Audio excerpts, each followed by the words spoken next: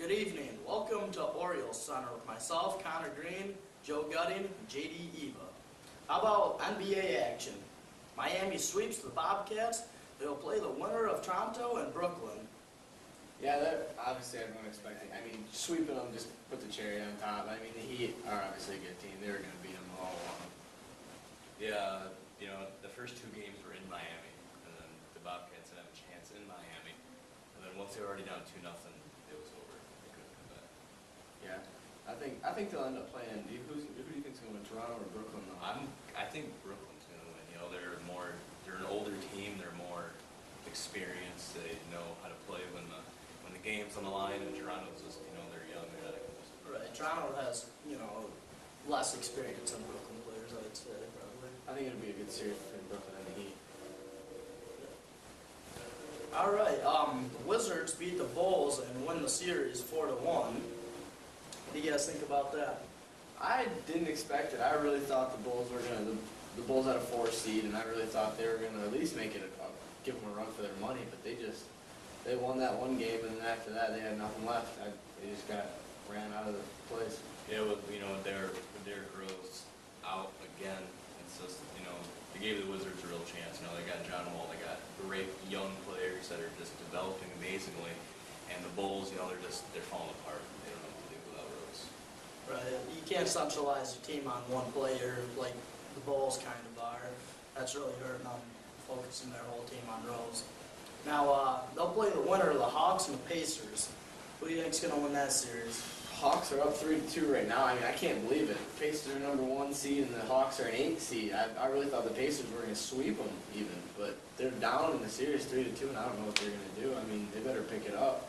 Well, all right, let's get to some NHL action. Red Wings lose to the Bruins 4-2 and lose the series 4-1.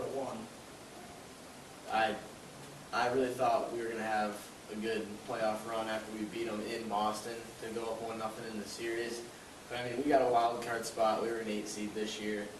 But I still, after that first game, I expected them to do something. I mean, you can't just lose 4 straight, at least represent Detroit.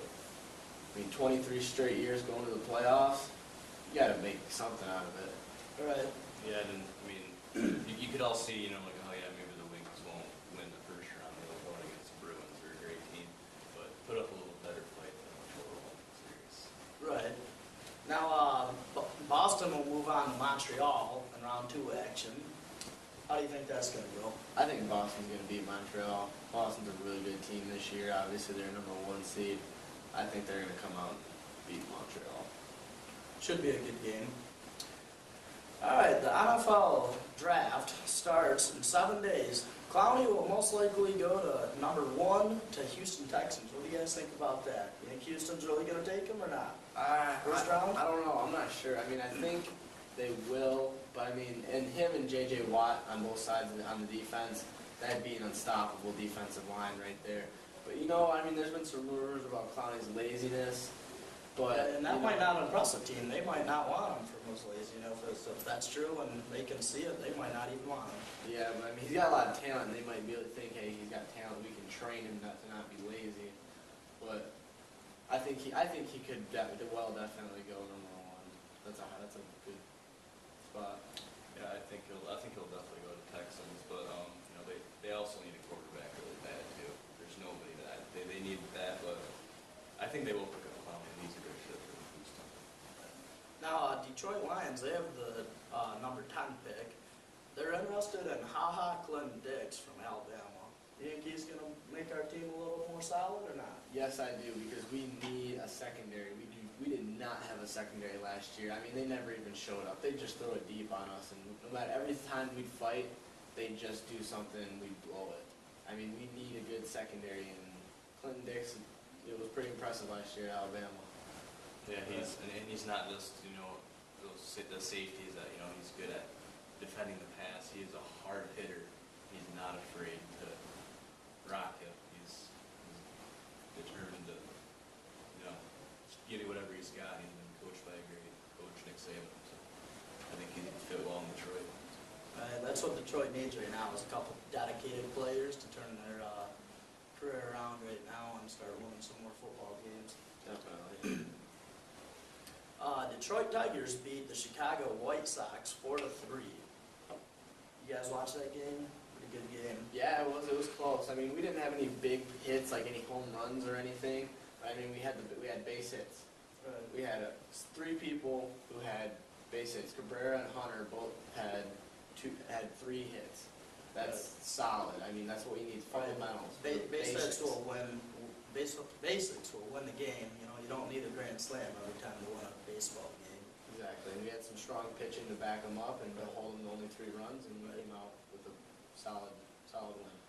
Right. Verlander pitched 7 innings and gave up 3 earned runs, but you know that's not bad for Major League Baseball. Really. Oh, not at all.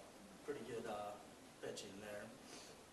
Chamberlain got the win, and Nathan got the save. Both of them pitched pretty well for only pitching, you know, the leftover. Yeah, Verlander pitched 7.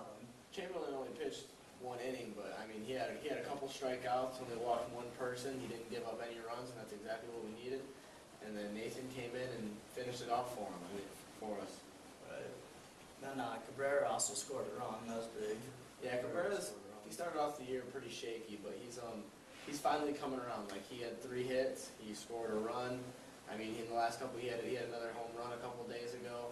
I mean, he started off a little slow, but he's starting to pick it back up. His batting average is back up to 270, and that's good. Not where he should be, but I mean, it's better than a couple of weeks ago already. Right.